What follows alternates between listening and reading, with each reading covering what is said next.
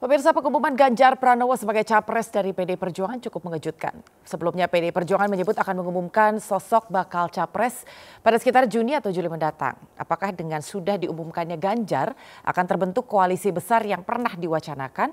Untuk mengulasnya sudah bersama kami saat ini melalui sambungan Zoom Direktur Eksekutif The Political Literasi Gun Gun Herianto. Selamat sore Kang Gun Gun.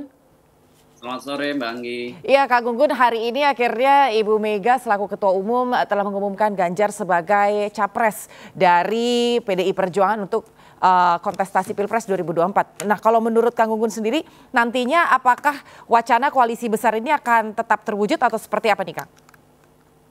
Kalau menurut saya begini, dengan adanya pengumuman ini sebenarnya PD Perjuangan kembali memosisikan diri sebagai magnet ya dalam konstelasi ya.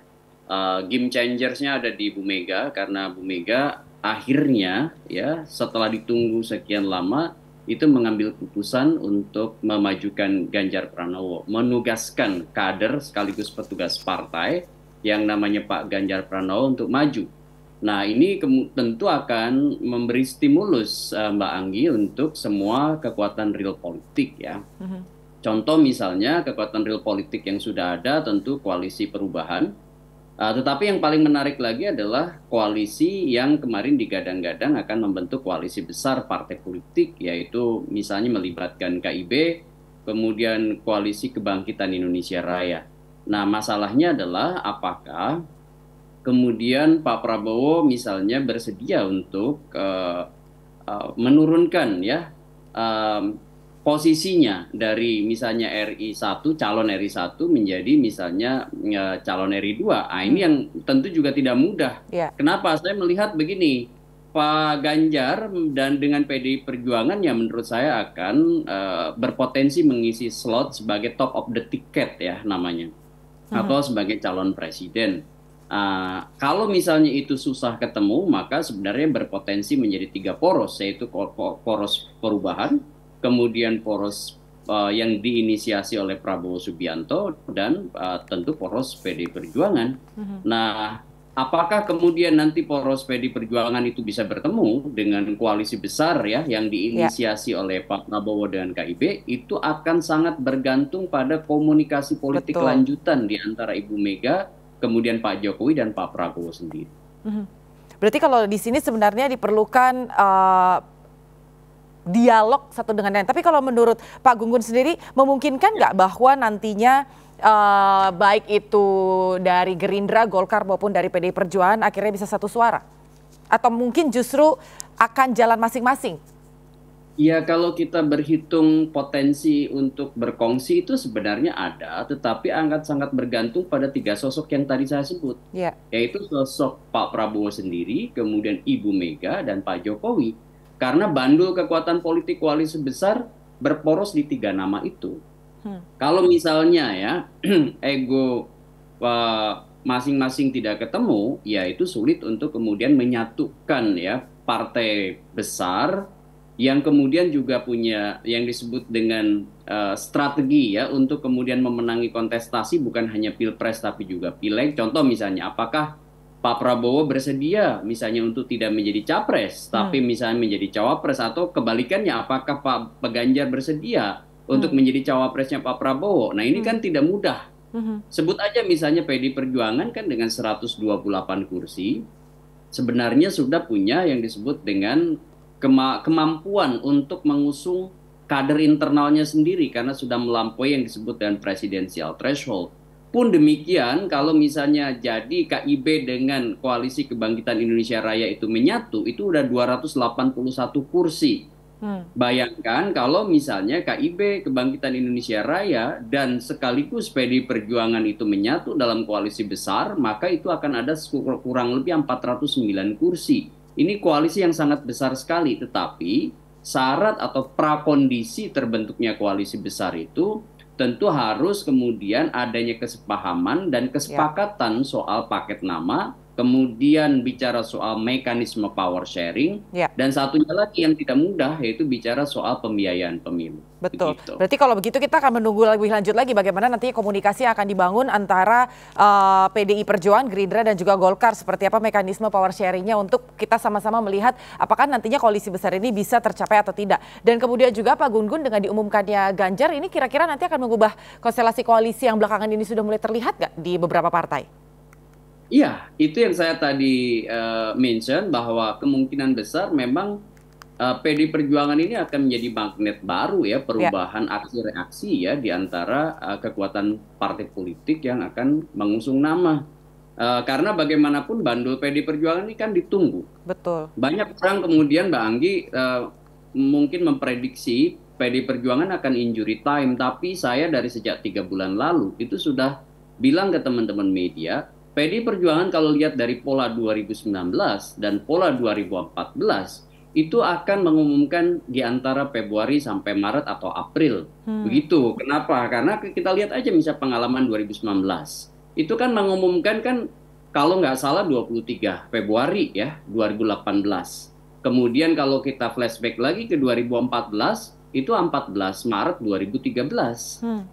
Yang satu di momentum Rakernas, yang satu waktu 2014 pasca momentum Rakernas. Jadi dan selalu ada historis yang kemudian dijadiin landasan momentum pencapresan. Contoh misalnya hari ini kita melihat Bu Mega menjadikan Hari Kartini sebagai momentum ya kesejarahan untuk kemudian secara ekspresi simbolik menjadi pesan komunikasi politik ya bahwa diskriminasi terhadap kaum perempuan itu sudah harus dihentikan karena misalnya ada yang disebut dengan power emansipasi ya perempuan yang itu kemudian direpresentasikan misalnya dengan penugasan ya terhadap kader partai yang dipimpin oleh seorang perempuan ya Bu Mega sendiri kemudian mendelegasikan mandat hak prerogatifnya kepada Pak Ganjar Pranowo begitu. Berarti kalau kayak gitu kita perlu lebih cermat lagi nanti ke depan begitu Pak Gun-Gun. Kira-kira ke depan nih akan ada momen apa nih? Kalau hari ini kan Hari Kartini gitu kan ya. Yang kira-kira apa namanya akan diumumkan siapa yang menjadi pasangan dari Ganjar Pranowo begitu kira-kira. Siapa yang akan menjadi cawapres ya karena kan kalau tadi kata Pak Gun-Gun ini sebenarnya bukan injury time tapi mencari momentum. Nah, masih berhubungan dengan baca wapres begitu. Pak Gun-Gun ini kan ada beberapa nama begitu ya yang selama ini santer terdengar di permukaan. Kira-kira siapa bakal cawapres yang menurut Anda kiranya itu tepat untuk mendampingi Ganjar?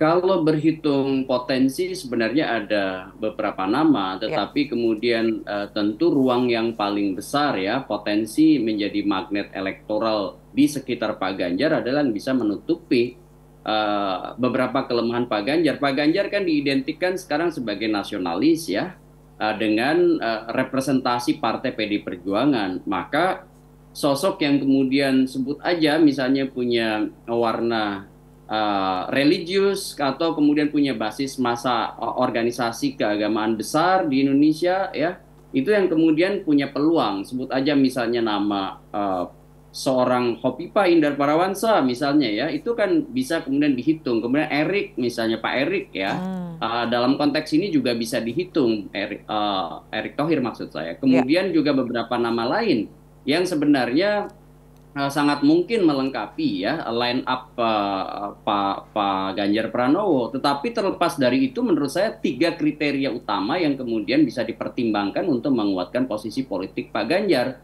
Pertama dari sisi demografi, misalnya bisa menguatkan ya. Bagus kalau misalnya pasangan ini menjadi merepresentasikan sensitivitas gender misal laki-laki perempuan gitu ya. Kemudian dari sisi geopolitik misalnya bisa memunculkan misalnya segmenting yang tepat misalnya beberapa daerah sebut aja zonasi ya dalam konteks konfigurasi kekuatan politik nasional itu bisa menambah selain kekuatan utama Ganjar Pranowo di Jawa Tengah begitu ya. Kemudian yang ketiga itu bisa menjadi semacam solidarity maker dari kekuatan politik yang sekarang ini mengajukan proposal utama masing-masing ketum partainya sebagai cawapres. Nah, menurut saya akan sulit kalau mengambil salah satu ketua umum partai politik. Kenapa? Karena itu akan menimbulkan gap di antara partai lain. Yang memungkinkan bisa diterima itu adalah sosok yang sebenarnya bukan ketum partai, tapi bisa diterima menjadi solidarity maker dari kekuatan-kekuatan partai politik yang ada dan menginginkan proposal utamanya sebagai cawapres. Ini menarik. Ini menarik. Kalau tadi Anda sebutkan bahwa sebetulnya ada nama-nama yang sebetulnya tepat untuk bersanding dengan Ganjar adalah mereka yang sekiranya bisa menutupi apa yang menjadi kekurangan dari Ganjar. Dan tadi saya catat bahwa lebih baik bukan ketum parpol. Berarti sebenarnya katakanlah kalau tadi kita sempat membahas koalisi besar ada nama ketum parpol di situ, anggap saja itu kita kesampingkan terlebih dahulu. Apakah ini berarti suara-suara yang terdengar seperti Erick Thohir ataupun Khofifah atau mungkin Sandiaga Uno ini termasuk orang-orang yang memiliki kriteria yang tepat untuk bersanding dengan Ganjar Pranowo, Pak Gun-Gun? Ya, memang masih belanja nama itu memungkinkan siapa aja, tetapi yang jelas dalam bacaan saya akan sulit ya kalau kemudian Pak Ganjar itu mengambil ketua umum partai, itu berpotensi deadlock ya, berpotensi kemudian saling mengunci dan itu sulit untuk mengembangkan akseptabilitas ya, nama yang kemudian berasal dari partai itu untuk melampaui ego sektoral partai-partai lain begitu. Masih ingat nggak Pak Jokowi, Mbak Anggi, itu akhirnya kan mengambil nama Pak Mahfud MD, kemudian di injury time mengambil nama misalnya Pak Kiai Ma'ruf. Itu kenapa? Karena ada bottleneck ya, ada sumbatan yang kemudian ada hambatan yang kemudian tidak memungkinkan representasi parpol itu diakomodir salah satu, sementara yang lain juga berkeinginan. Nah, dalam konteks posisi politik seperti itu, maka kemudian Pak Jokowi mengambil ikhtiar politik waktu itu, yaitu representasi figur yang bisa diterima oleh ragam kekuatan politik, sekaligus ya bisa kemudian menguatkan insentif elektoral dari seorang Pak Jokowi, yaitu sebut aja simbolik tokoh religius yang kemudian bisa menguatkan posisi politik Pak Jokowi yang waktu itu dianggap kurang dekat itu dengan basis-basis pemilih Muslim, gitu kira-kira. Baik, ya terakhir Pak Gun-Gun, sebelumnya memang kita sudah sempat mendengar bahwa nama Puan Maharani ini sempat digadang-gadang untuk menjadi capres dari PDI Perjuangan. Namun sekarang Ketua Umum Ibu Mega sendiri telah mengumumkan bahwa Ganjar Pranowo. Nah ini kalau menurut Anda bagaimana loyalis Puan akan menyikapi keputusan Ketum PDI Perjuangan, Pak Gun-Gun? Sebenarnya kalau di internal partai itu tidak terlalu mengkhawatirkan bagi Pak Ganjar ya. Ketika Bu Mega, karena karakteristik PDI Perjuangan itu kan punya batasan afiliatif ya yang sangat kuat pada Bu Mega. Ketika Ibu Mega sudah mengambil hak prerogatifnya, misalnya dengan menyebut nama figur siapa yang didorong secara resmi oleh PDI Perjuangan, kecenderungan basis struktur partai PDI Perjuangan untuk solid mendukung nama yang diusung oleh Pak Bu Mega itu sudah teruji dalam sejarah-sejarah politik elektoral pasca reformasi. Yang justru yang penting untuk dipertimbangkan ke depan sebenarnya bukan di internal PDI Perjuangan, tapi justru penerimaan nama Pak Ganjar dan calon wakil presidennya itu di kekuatan-kekuatan lain, misalnya dukungan di basis struktur partai di luar PDI Perjuangan yang bisa kemudian menguatkan posisi sekaligus daya tawar pasangan ini di halayak luas. Sekaligus juga penerimaan di organisasi-organisasi kemasyarakatan dan kepemudaan yang itu kemudian tentu akan dikelola melalui jejaring relawan, kemudian jejaring misalnya masyarakat pemilih, yang mau nggak mau ya itu tentu akan melibatkan strategi micro targeting ya, misalnya door to door campaign berbasis komunitas. Nah, yang justru yang kemudian harus dilakukan sebenarnya itu. Kenapa? Karena biasanya tradisi PDI Perjuangan itu sangat kuat loyal pada keputusan Ibu Megawati Soekarno Putri. Baik. Gitu. Baik, terima kasih Kak Gun-Gun untuk waktu dan informasinya. Berarti sekarang ini bisa saya simpulkan bahwa keputusan Ibu Mega ini sudah mutlak dan PR bagi PDI Perjuangan adalah nantinya bagaimana untuk menentukan siapa yang akan menjadi cawapres yang akan bersanding dengan Ganjar Pranowo. Terima kasih sekali Kak Gun-Gun untuk informasi dan juga waktunya. Selamat beraktivitas. Selamat beraktivitas. Ya.